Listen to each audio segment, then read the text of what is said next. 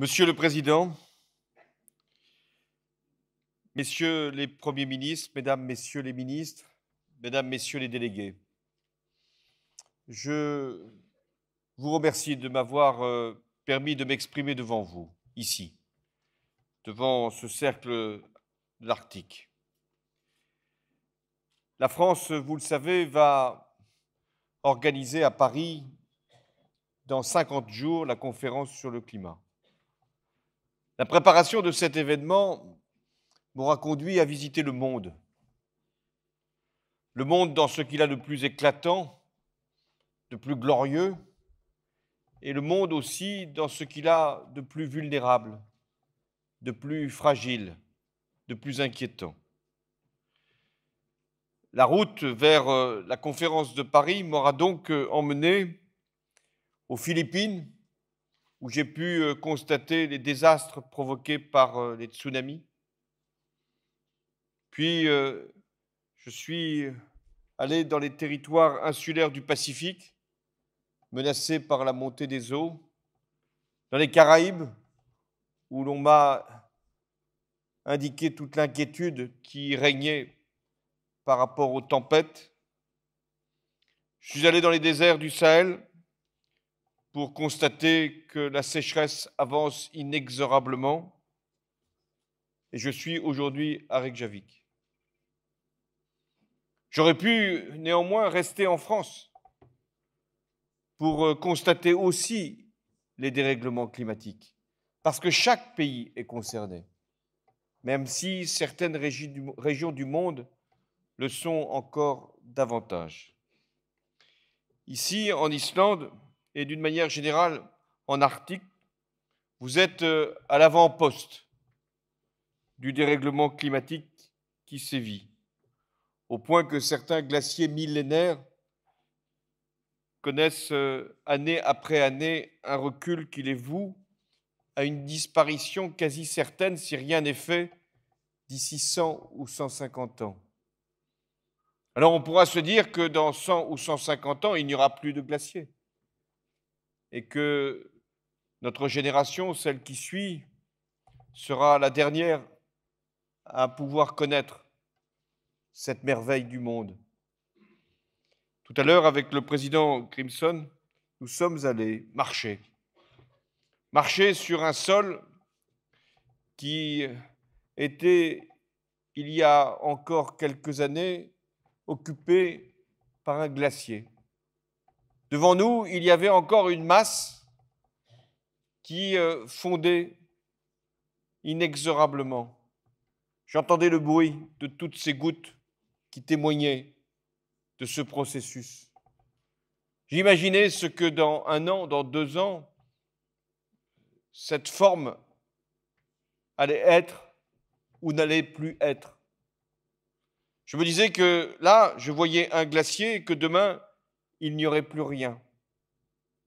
Je voulais venir avec le président Grimson pour que le monde entier, vous savez ces choses-là, et que le monde entier, ou au moins la France qui a toujours tendance à se prendre pour le monde entier, que la France donc pouvait regarder en face cette réalité,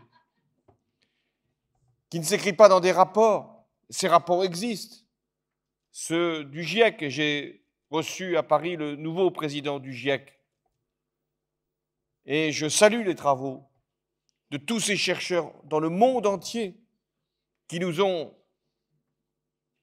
avertis, prévenus, donné toutes les informations. Mais une image, parfois, résume un discours, un livre, un rapport. Celle d'aujourd'hui était la plus pédagogique qui soit. Je voyais aussi ces promeneurs qui venaient comme des touristes du changement climatique, j'étais parmi eux, voir une dernière fois ce qui ne serait plus. Je ne veux pas que l'Islande, qui est un grand pays touristique, puisse simplement accueillir des visiteurs pour fixer dans les mémoires un monde qui disparaîtrait. Donc nous avons cette responsabilité, vous l'avez depuis longtemps. Et ici, vous êtes ce que j'appelle des lanceurs d'alerte du climat, l'Arctique. Et ce fut une très belle initiative que de vouloir rassembler dans un cercle tous ceux qui, pays de l'Arctique, proches de l'Arctique, pouvaient être concernés. Nous le sommes tous, parce que ce qui se passe ici n'est pas le produit de vos propres décisions ou comportements. Ce qui se passe ici, c'est, hélas, le résultat de ce réchauffement provoqué par le comportement humain partout dans le monde et des gaz à effet de serre, du carbone, qui ici dégrade comme partout les équilibres qui paraissaient pourtant ceux millénaires qui avaient été jusque-là préservés. Alors, il y a aussi un certain nombre de considérations qui pourraient nous dire que dans ce dérèglement, il y a peut-être des opportunités économiques. Et que si la banquise fond de plus en plus vite, eh bien, ça ouvrira des voies navigables, ça permettra à des ressources pétrolières et gazières d'être exploitées, ça permettra d'avoir davantage de potentiel pour la pêche. On pourra même y trouver des minerais précieux, des terres rares qui sont rendus accessibles par la disparition des glaces. Eh bien, ce serait un mauvais calcul. Il ne peut pas y avoir de progrès économique fondé sur des désastres écologiques. Il ne peut pas y avoir d'avancées scientifiques qui seraient simplement fondées sur un désastre environnemental. Nous avons donc le devoir de nous mobiliser et la France elle-même fera tout ce qu'elle pourra ici, dans cet extrême nord de la planète, pour agir, pour mobiliser, ils le sont, ces chercheurs, ces entreprises, et pour nous permettre de préserver cette partie du monde qui est sans doute l'une des plus belles. La France, je l'ai dit, va réunir la conférence sur le climat. C'est là que se prendront les grandes décisions. Et en même temps, nous devons agir à l'échelle de la région, de l'Arctique. Et la première priorité, c'est de poursuivre et renforcer la coopération scientifique. Nous observons déjà dans la zone, avec une grande précision, grâce à ce réseau des chercheurs internationaux, mais de chercheurs français à l'Institut polaire, Paul-Émile-Victor, nous pouvons analyser en étroite collaboration avec nos partenaires norvégiens, allemands, tout ce qui peut altérer ici le climat. La France voudra augmenter sa participation au sein des groupes de travail du Conseil de l'Arctique et amplifier encore ses efforts financiers. La deuxième priorité que nous avons inscrite dans notre feuille de route, qui a été préparée par Michel Rocard, notre ambassadeur pour l'Arctique et l'Antarctique, c'est de lutter contre les forceurs climatiques à courte durée de vie, comme le carbone suie. C'est essentiel pour la maîtrise des températures mondiales.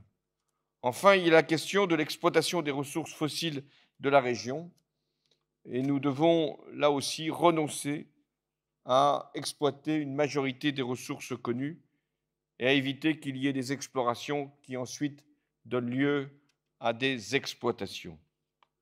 Car il faut aborder ces questions avec, bien sûr, la réalité économique, mais avec une grande prudence écologique. Ce n'est pas une question de rentabilité, c'est une question de principe et de bon sens. L'intérêt de la France pour l'Arctique s'est récemment concrétisé, je l'ai dit, par une feuille de route. Et elle nous engagera pendant les prochaines années. Car la France considère que l'Arctique est une zone d'intérêt scientifique mondial.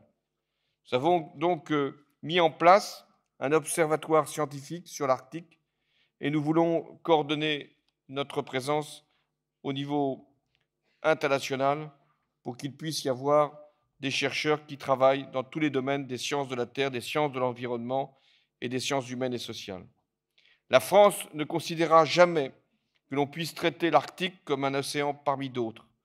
Et nous appelons donc à la mise en place de normes environnementales élevées dans la zone arctique. Nous allons participer également dans plusieurs enceintes internationales notamment l'Organisation maritime internationale, aux discussions et aux négociations sur les projets d'encadrement des activités sur la zone marine arctique. Et nous veillons à préserver les écosystèmes. L'Arctique doit être une zone pilote de développement des technologies vertes. Bien sûr, la France respecte et reconnaît la souveraineté, la juridiction des États de la zone arctique, mais elle connaît aussi les obligations qui sont les siennes au niveau du droit international. La sécurité maritime dans les eaux polaires est un défi qui engage la responsabilité de tous les utilisateurs de l'océan Arctique. Et puis, nous voulons donner au rendez-vous annuel du Cercle Arctique toute sa mesure, toute sa place dans la communauté internationale. Voilà ce que nous avons à faire dans la région. Mais si je suis venu ici, c'est aussi pour vous exprimer aussi franchement que possible les conditions d'un accord à Paris en décembre prochain. Je pense qu'il y a eu un grand progrès ces derniers mois. C'est celui de la prise de conscience des chefs d'État et de gouvernement du monde entier. Pays développés, pays émergents, pays vulnérables, pays les plus pauvres, face au dérèglement climatique. La prise de conscience aussi des opinions publiques, car il n'y a plus de doute sur l'ampleur du réchauffement et ses conséquences. Prise de conscience aussi des acteurs économiques, entreprises, grandes institutions d'assurance, banques, pour intégrer maintenant le carbone dans leur raisonnement, dans leurs choix, dans leurs décisions. Prise de conscience aussi de beaucoup de collectivités locales, de régions qui maintenant engagent des politiques de développement durable. Et puis, il y a aussi des prises de responsabilité. Beaucoup de pays ont déjà engagé des projets de transition énergétique. Ici, en Islande, vous êtes un modèle en matière de géothermie. En France, nous avons une loi sur la transition énergétique qui va faire monter les renouvelables, qui va plafonner la production nucléaire et qui va aussi lancer de grands programmes en matière d'efficacité énergétique. Beaucoup de pays maintenant sont engagés. Et puis, il y a les paroles des chefs d'État et de gouvernement. Certains disent que ça ne suffit pas les paroles, mais il faut d'abord qu'elles soient prononcées. Et d'autres mettent en cause le caractère souvent nouveau de ces déclarations, de ces prises de conscience. Je le disais tout à l'heure au Premier ministre d'Islande, la foi des convertis est souvent celle qui s'exprime avec le plus de ferveur et qu'il ne faut jamais décourager, parce que ce sont des convictions qui sont apparues peut-être récemment, mais qui sont fortes aujourd'hui. Alors c'est ce qui me convainc que nous sommes dans des conditions qui n'ont jamais été aussi propices pour qu'il y ait un accord. Mais ça ne suffit pas. Les paroles, les prises de conscience, les déclarations, les intentions, même les politiques engagées dans chacun des pays. J'ai donc demandé que puissent être adressées à la France, pays organisateur, et au système des Nations Unies, les contributions que chaque pays devait présenter pour réduire les émissions de gaz à effet de serre et donc limiter le réchauffement de la planète. Nous avons reçu 150 contributions sur à peu près 190 pays membres du système des Nations Unies. Ces 150 contributions représentent 90% des émissions de gaz à effet de serre. Nous sommes donc tout près. Quand on fait l'agrégation de ces contributions et même leur vérification, il est clair que nous sommes encore au-dessus de 2 degrés quant au réchauffement climatique qui pourrait être constaté d'ici la fin du siècle. Alors, il nous faudra ajouter à toutes ces contributions, tous ces engagements, une clause à Paris.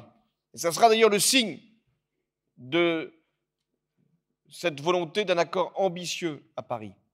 Cette clause, elle introduira une évaluation, une révision des engagements, de manière à ce que tous les 5 ans, nous puissions savoir où en sont les différents États, les différentes actions et comment nous pouvons encore renforcer un certain nombre d'obligations, afin que nous puissions être sûrs que pour les prochaines années, nous ayons bien la trajectoire de 2 degrés et pas davantage pour le réchauffement de la planète.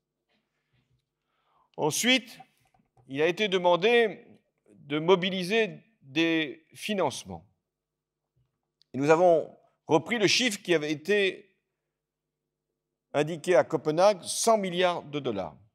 Nous avons donc le devoir de trouver 100 milliards de dollars à partir de 2020 pour que nous puissions, avec cette masse financière, permettre des politiques d'adaptation, permettre des politiques de transition, offrir à des pays vulnérables les conditions de se protéger et à d'autres de franchir des étapes technologiques. Il y a eu un rassemblement à Lima des ministres des Finances de tous les pays concernés par la conférence sur le climat. Et aujourd'hui, nous sommes entre 60 et 70 milliards de dollars venant de financements multiples, privés comme publics. Nous sommes donc pas si loin du but, pas encore au but, mais pas si loin. Et d'ici Paris, d'ici décembre, nous devons être à 100 milliards. Et si nous n'étions pas suffisamment ambitieux en matière de financement, alors, je le sais, ils m'ont prévenu, les chefs d'État et de gouvernement, notamment des pays vulnérables, notamment des pays les plus pauvres, et je pense aussi aux pays africains, alors ces pays-là ne voudront pas qu'il y ait un accord. Enfin, il y a aussi ce que nous avons pu obtenir des grandes régions, des collectivités locales, des entreprises, des organisations non gouvernementales, pour ajouter encore aux obligations des États pour permettre la lutte contre le réchauffement climatique. Voilà les conditions qui peuvent aujourd'hui nous indiquer si l'on sera dans un accord qui sera à la hauteur de l'ambition qui est la nôtre ou si on sera simplement dans des déclarations d'intention. Il y a également la nécessité de pouvoir mobiliser les chefs d'État et de gouvernement dès le début de la conférence. C'est la raison pour laquelle je les ai invités tous à venir le 30 novembre à Paris pour donner l'impulsion politique nécessaire et faire en sorte que les négociateurs ne puissent plus partir de Paris sans avoir conclu l'accord. C'est un risque parce que Paris est une ville très agréable, il pourrait prendre encore davantage de temps. Mais non, il faut qu'à Paris, il y ait un accord. Je n'ai pas forcément d'inquiétude sur l'accord, je vous l'ai dit. Ce qui compte, c'est quelle est l'ambition de l'accord et quelle est la vérification de l'accord et quelle est la suite de l'accord en termes d'engagement financier.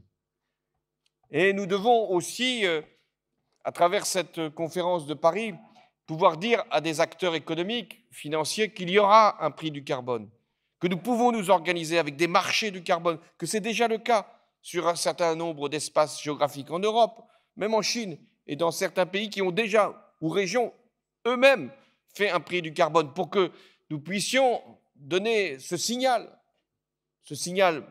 prix, afin que chacun puisse s'organiser, se déterminer. Voilà, mesdames et messieurs, rien n'est acquis, mais tout est possible. Comme dans toute espérance humaine, il y a une part de risque, il y a une part de doute, mais aussi il y a une part de volonté. Il y a celle des chefs d'État et de gouvernement, mais il y a celle des peuples. Et c'est pour ça qu'il est si important de multiplier les communications, les événements, les initiatives, les conférences. C'était très important au cours de ces derniers mois qu'il y ait pu y avoir, au-delà des réunions d'organisations régionales, des rassemblements de scientifiques. Ils ont été nombreux. Des rassemblements aussi d'acteurs économiques, de grandes entreprises qui aujourd'hui s'engagent sur le prix du carbone. C'était très important qu'on ait eu aussi des rassemblements d'élus. Ils ont été aussi au rendez-vous. Et puis il y a même eu, et c'était aussi un signe tout à fait nécessaire, ce qu'on a appelé le sommet des consciences. Toutes les grandes autorités spirituelles, toutes les grandes religions, tous les grands mouvements philosophiques qui se sont au-delà de leurs différences, et on sait ce qu'elles peuvent être dans cette période, qui se sont retrouvées pour dire qu'il fallait, au nom de ceux qui vivent aujourd'hui, au nom de ceux qui vivront demain, et au-delà des sensibilités, qu'il fallait qu'il y ait un accord à Paris. Merci, ici, dans l'article, de nous rendre une fois encore possible cette mobilisation. Je vous assure que nous ferons tout ce que nous pourrons pour réussir. Et à Paris, je penserai à vous. Je penserai à cette marche pour retrouver un glacier qui reculait devant nous. Je penserai aussi à ces îles qui sont menacées de disparaître sous les eaux. Je penserai à ces Africains qui regardent le désert et l'aridité, les priver de toute possibilité de développement. Je penserai aussi à ces villages philippins détruits, qu'ils sont en train de reconstruire, avec toujours l'idée que ça peut revenir. Je penserai au Vanuatu, qui a connu là aussi une terrible tempête, terrible tsunami. Je penserai à tous ces peuples qui nous regardent. Et puis je penserai à ceux qui ne sont pas encore nés, qui ne savent pas encore s'ils seront sur cette planète et qui, finalement, un jour, nous demanderont des comptes. Alors faisons en sorte que nous puissions avoir, au terme de notre existence, la fierté d'avoir réussi non seulement notre vie, mais la vie des autres, la vie de nos enfants, de nos petits-enfants. C'est ce qui s'appelle l'humanité. Merci.